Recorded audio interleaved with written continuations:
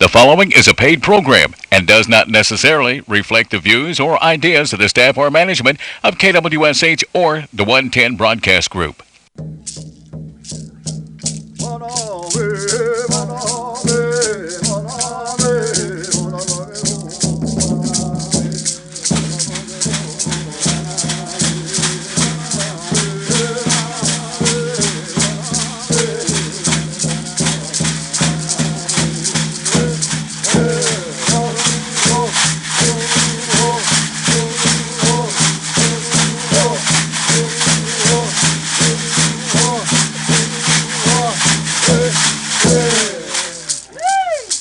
History, Oski Day, Bo Whitekiller,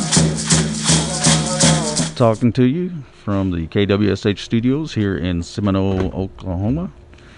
Just want to, before I forget, happy birthday tomorrow, Dennis. Happy birthday tomorrow, Dennis. Dennis, our engineer and resident local advisor of things within the Seminole County listening area. I just want to say happy birthday to Dennis, and he's a valued asset anywhere he goes. So if you see Dennis tomorrow or you talk to him tomorrow, please wish him a happy birthday tomorrow. All right, it's been a while since we've been back in the studio. Just kind of give you an idea of what's going on today. We do have voter registration today, National Voter Registration Day. We'll also have within our midst the Seminole Nation, we have Dana Miller, who is a part of the Native American Caucus, along with Stephanie Lambert. At one time, they organized this. Will be our guest. We'll be talking with her a little bit, talking about voter registration and some of the encouragement that we can receive from her knowledge. Also have a few announcements here I'd like to get out. A lot's been going on here with family-wise within our Seminole Nation. I'd like to just share some things with you. An announcement today from the Senior Citizen Center, Martha Wynn, director. She announces that OAP will be closed tomorrow, Wednesday, September 23rd, for construction being done. And hopefully they will reopen on Thursday, the 24th. Any other information about their reopening, she'll get it to our office, and we'll definitely let Dennis know during his morning tradio program of any changes.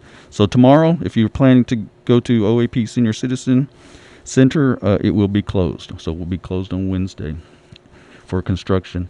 And as far as construction, I can kind of give you an update of some of the activity that's been going on at the complex. The complex has received major renovations and upgrades provided by funding from the CARES Act to continue the services and programs needed once we reopen.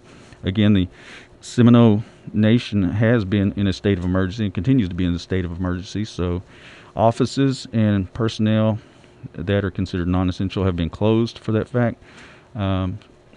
We will continue to update as any changes come about. There is really no timeline at this time for a reopening. There's will be some upcoming meetings discussing reopening, but as far as any hard timeline for the Seminole Nation to reopen, there hasn't been anything official yet. But stay tuned to us, and we will definitely get that information out to you. If you've been trying to call in and ask about COVID assistance checks or technology assistance checks and haven't received any contact, just leave a message, please, because we're trying to get those things out as soon as possible. We do have dedicated personnel that are actively engaged in it, and they are on the tail end of the emergency assistance checks. If you have a question about the emergency assistance, about not receiving it, or actually trying to email it and didn't receive a response, I would advise you to just utilize the mail system. Drop in your question and specifically the address that you put it in, that you initially sent it to, and attention to the COVID-19 assistance. The processors will be able to get it and receive it and answer you back in a mail format. So we're trying. This is the first time it's ever been done, so we did plan for hiccups and expect some hiccups, and everybody is trying to do the right thing and get these things out as fast as they can. and no timeline too, as well as for the technology assistance as well. There hasn't been anything set aside. They have started on processing those, so just be patient, and we'll get some movement on that as it warrants, and we'll keep you updated on the technology assistance as well. Recently, the Seminole Nation suffered some losses as far as families in losing their loved ones, and we'd like to give this time as an honorarium to those that have gone on. The family of Jonathan Leon Scott Orlito, family of Jeremy Tommy Lee Tebe, and the Charles Henhoff family as well. Recently had their services, as well as tomorrow, I believe it's Marianne Tiger will have her services, and Jesse Raymond Long, also known as Dutch. So at this time, we just give a little honor to families and each and every one. But I do, like I said, I have a person on the line. She's going to come on here pretty quick and just share a little bit about her experience as a leader in voter registration. Again, today is National Voter Registration Day. If you haven't registered to vote, there are easy ways to do that, and not only online, but through post office, through a lot of calling your county election board to get that happening. But I really was kind of surprised at coming back here, having been away, that we actually had a Native American caucus, that there were actually some folks that were actually involved in it. We know that within the Seminole Nation, when it comes time for elections, we don't have a voter registration. It was I believe, dropped out of during a resolution that was a few years back. So there's no active voter registration for Seminole Nation tribal members to vote in the Seminole Nation election. But federally, we do have voter registration movement. And so, without further ado, I'd like to introduce Dana Miller. Dana is the director of the Native American Caucus here locally. Dana, you there? Yes, hello, Bo. How are you? Hey, good morning, SJ. Well, we rehearsed this, so we have a good rehearsal. I just wanted to share with our listeners out there that we tried to do a recorded Zoom call yesterday utilizing technology, and I want to say it was on my end, and we wasn't able to get it done. But I'm glad you're here today, and with this rain out, I wouldn't be standing out in the rain because yesterday it was nice and clear. So. Right. Well, practice makes perfect. Exactly. We're gonna definitely have a good show today. So, Dana, just tell us a little bit about yourself and a little bit about the Native American Caucus and the upcoming meeting. I believe that's going to be happening between now and Election Day. And go ahead. Sure. All right. Well, hello everyone out there listening. My name is Dana Miller. I'm a Tom Palmer band in Bear Clan. And I just wanted to thank Bo and our communications department and our leadership for recognizing how important voter registration and tribal community activity in the voting process, how important it is. So thank you for the opportunity to visit with everyone today and hopefully get the word out about the importance of it. So, Mado. Absolutely. Where did you get your start in actively being involved in voter and actually politics in general? I'll have to say probably the day I was born. Good. My family was, I learned from my family, just like we all do, right? Mm-hmm. My family was pretty active. My parents were very active in a lot of things, healthcare in the community. My mom was, and my father, Dwayne Miller, was served on the tribal council for a little over 40 years, and so I grew up in the community and the tribal community, going to council meetings when I was barely old enough to walk, and and grew up with a lot around those elders. Some of our tribal leaders from back in the day. Tom Palmer, Ed Tanyan, Kelly Haney. Just learned a lot from those folks. So not just my family, but my community kind of helped shape who I am today, and I think we all can say the same thing. So being around those elders and learning from them really taught me a lot, and a lot of it was to not only speak out, but to listen. Listening was probably the most important part. Very right? important, right. And so listening to, just keeping your ears open and listening and taking action. So after long deliberations, I remember at their meetings, it would be long deliberations, but it'd also be lots of moments of silence to think about, what you've heard and what you do with that information. And there was always action that followed. Those elders, really did know how to step up and make things happen. And so it wasn't enough to just, to listen and be heard, but you had to come up with some actionable items. And so when I was younger, my parents, along with some other members of the tribal community, John and Lucy Harjo, several others, put together a group called Registered Indian Voters League. And their aim was to just that, register as many natives to vote as possible and to forge relationships with elected leaders in our district and statewide as well. And so, they had really good relationships. They had a lot of momentum, but a lot of those folks have moved on. A lot of them have passed. And so several years ago, I was sitting with a friend, and we were just kind of talking about politics in general. And it was kind of went more towards the discussion of, in this area, we don't have anyone in elected seats that look like us, that represent us, that are native. And so, the discussion was, well, why is that? And we started kind of diving into it. One is we, kind of came up with some ideas. One was, we need to get more folks to run for office and be supportive of those people in our tribal community who want to run for city office, for state, federal offices. We need to, encourage those folks and support them as much as we can. And then second, one way you can do that is get out and register to vote and actively vote for not only those candidates that you support, but just to show that the tribal community does have quite a bit of power in our collective voices. So we developed a group that we called Native American Voters Caucus.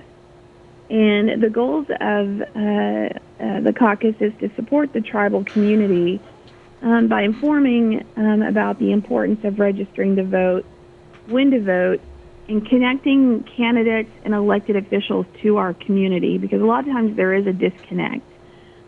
So that was the main goal. So what we would do is, at one point we went door to door and tribal kind of housing editions and different tribal events, and would hand out registration cards. We've had several meet the candidates or candidate forums where we invite candidates to just sit down and visit with visit with tribal community. We've had hot dog or weenie roast, and we had, I want to say in 2018, a really nice fun dinner that was funded by all of the candidates for us to all come out and eat and visit with them. And it was really surprising because those candidates and those elected officials want to hear from us. Sometimes it was a little interesting how the candidates and their families and their the folks who work on their campaigns, sometimes they outnumbered the number of tribal community people at these events. They have a deep desire to hear from us and engage with us. So the platform is there. It's available. We just need more engagement from the community. Now, kind of getting back to what you said about the disconnect. How much of a hindrance is that, do you think, in your experience? How much has that been a disconnect, been a hindrance in our voters or indigenous voters? Sure. So I'll just give you an example of a few weeks ago. I was at Walmart. Had to run in and grab something, and ran into a lady, and she was asking about what we're doing with the voters caucus and if we had any events coming up, and I was just visiting with her, and she had mentioned that she was feeling some what we call voter apathy, and not only she was, but her family was, and the kind of the resounding question that she kept coming up with is, why should I vote? So she was kind of discouraged. From what I understood was her place in her role in kind of the bigger picture. And so there were kind of three things that I hit on when we have these discussions. And one is that elections have consequences, and you have to live with those consequences. You and your family and your tribal community have to live with those. Elected officials make decisions for us on a daily basis, whether that's how much money goes to the schools that our kids go to, whether that's our health care, whether or not we have access to funding through IHS or through Medicaid or Medicare. Those things are all decided on budgets that are presented to elected officials. Whether minimum wage, if you have a job where you get paid minimum wage. I've had those type of jobs before.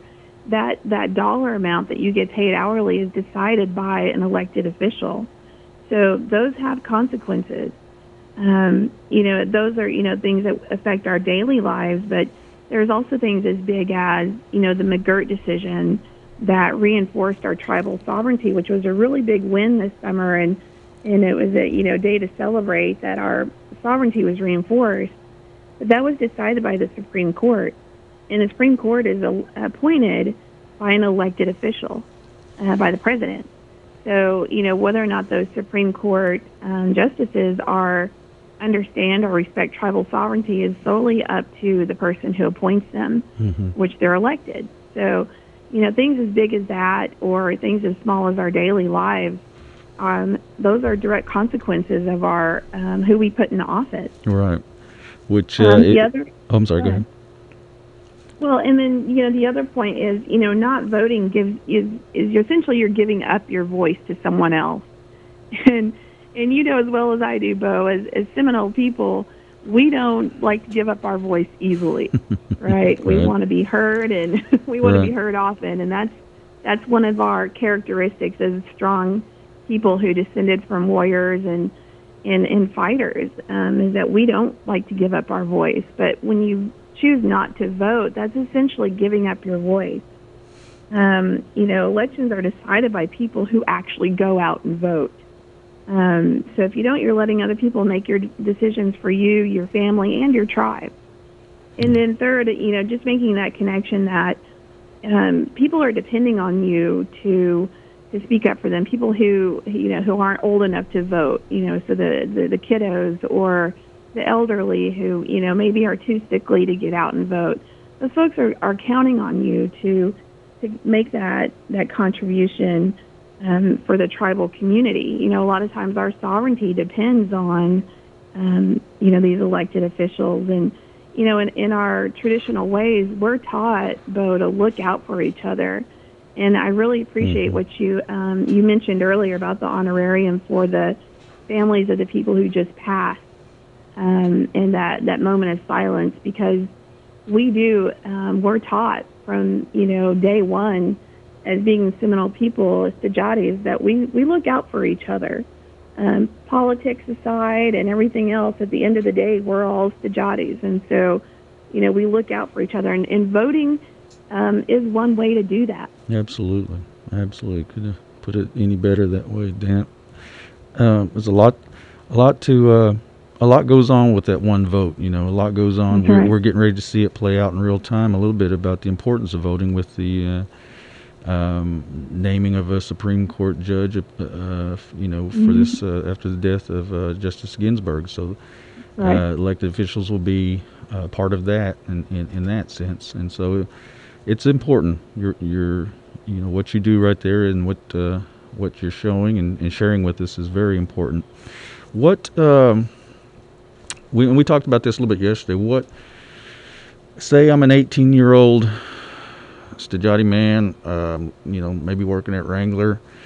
I got maybe a couple kids. How do you get a young man or young woman involved in this? What avenues can we, as people, get people interested to vote? So I think the voter apathy. I see it a lot, unfortunately, in that, and I maybe it's not the right word, Bo, apathy. I think there's where so many people are just like you said, they're working on 8 hours a day, and then when that work day is over, they have maybe a second job, or they're looking after their kiddos or looking after someone, and registering to vote just seems like the furthest thing from their mind. Why they may care and they want to contribute, taking care of the urgent needs of the day are the top priority. So I completely understand that. So I think how we can look at it is encouraging them.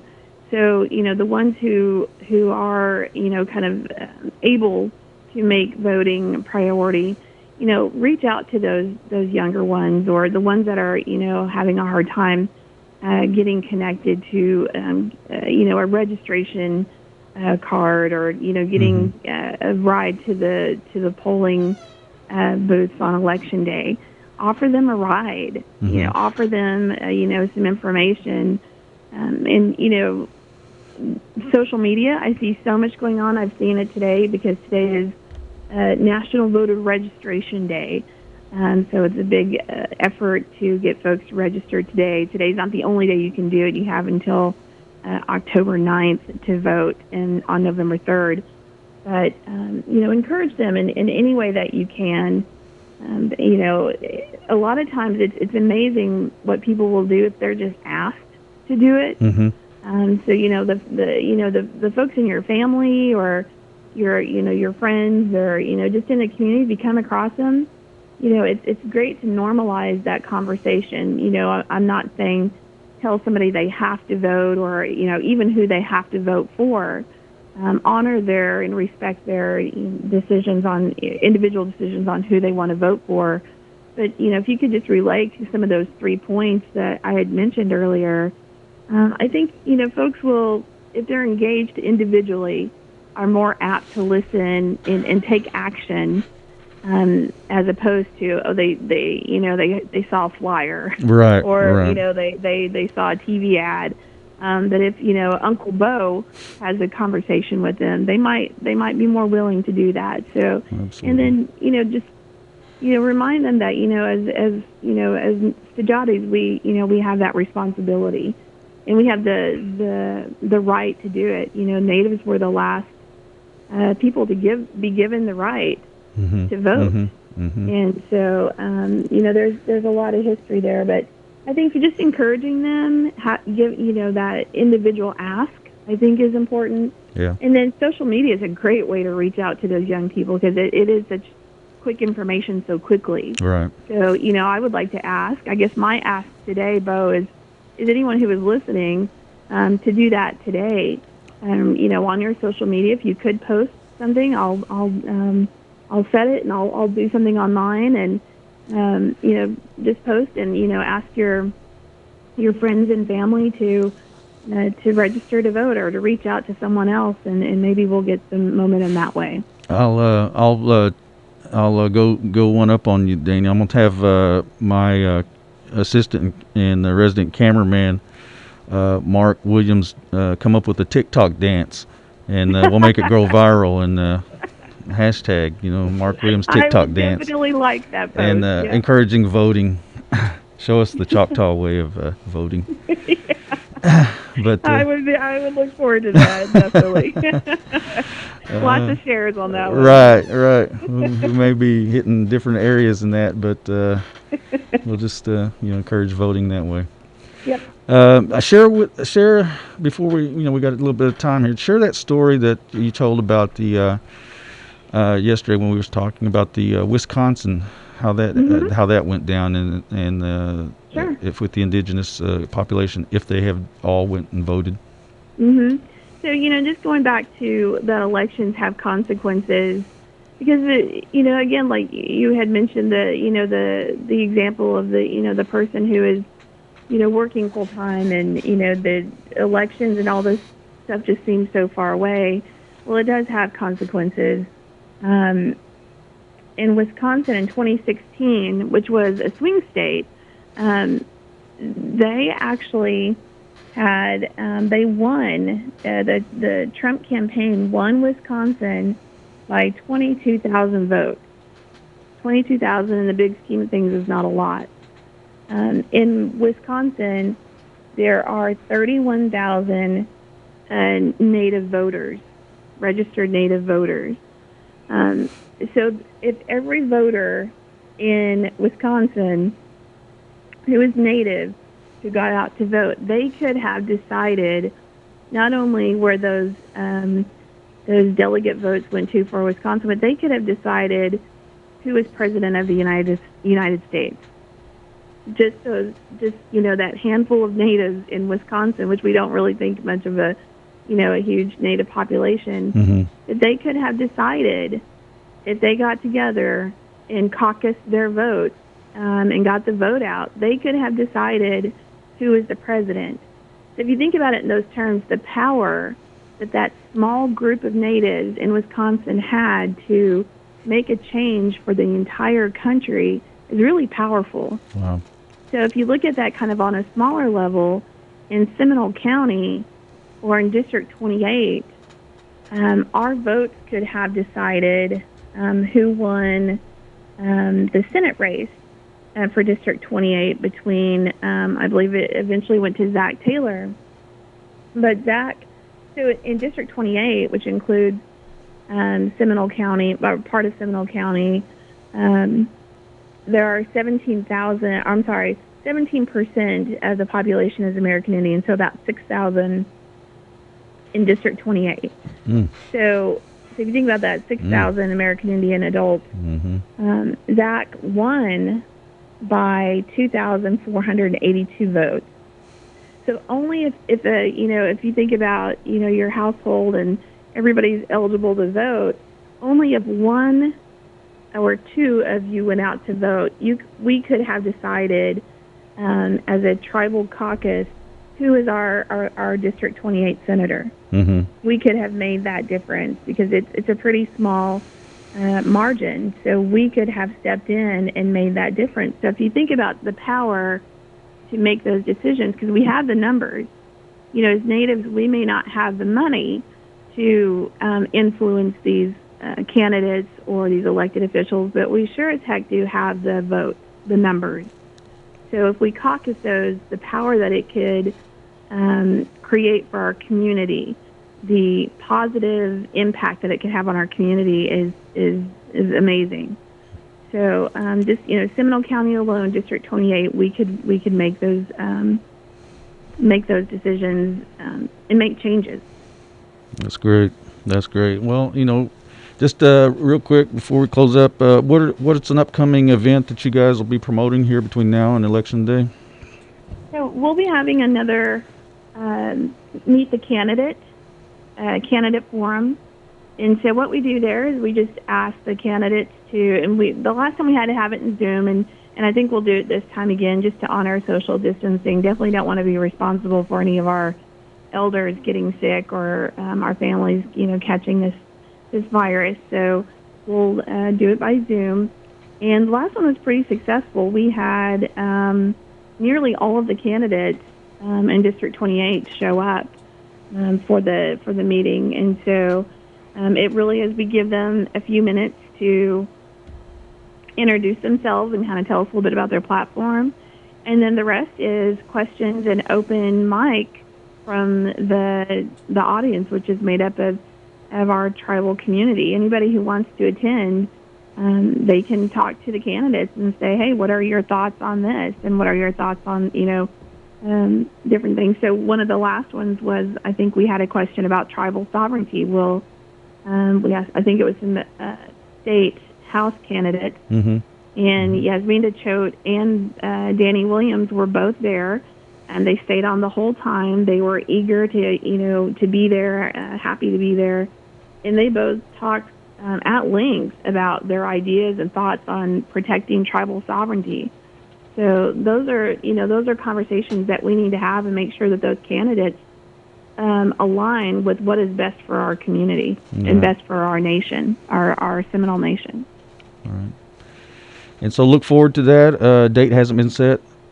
Date has not been set yet. It'll be most likely mid-October, if not late October. Okay, that's great. Any information that they have or she puts out from the Native American Caucus, we'll definitely throw it up on our social media sites and websites as well. Dana, it was really good to have you out here. It was just really educational. We learned a lot. It's good seeing our Estejati women in power. That's where you guys need to be. Just keep it up. Keep it up. Well, Mido, appreciate you, Mido. I'll just finish with this. I got a tweet here from one of the Anishinaabe Caucus from Michigan. They say, educate, empower, advocate, and promote issues important to Native Americans. As such, we will support tribal sovereignty, treaty rights, and equal opportunity. So that's what that's what your vote is going for. So appreciate you, Mado. Thank you. Mido. And we'll finish up here. I got a text from Jason Nekanish. He's posting a Seminole Nation Division of Commerce job listing, a travel plaza retail. Seminole is looking for cashiers, full-time and part-time positions at the I-40 Travel Plaza. We have great benefits and are taking careful precautions for COVID-19. So check them out at the SINDOC Facebook page and or SINDOC.applicantpro.com, SINDOC.applicantpro.com, or contact us at the Seminole Nation Communications Office, 405-382-1010. We'll get you that hookup. But they're looking for cashiers at I-40, so no excuse for work. Mark, let's go out there and help out. All right. With that, again, thanks to Dana Miller. More information will be posted on our website and Facebook social media pages. And a shout out once again to Dennis. Happy birthday, young man. All right, with that, another edition of the Seminole Nation radio program. I'm your host, Bill Whitekiller. Be nice, be kind to one another, and we'll talk to you later. Hadam Chihi Chaflis.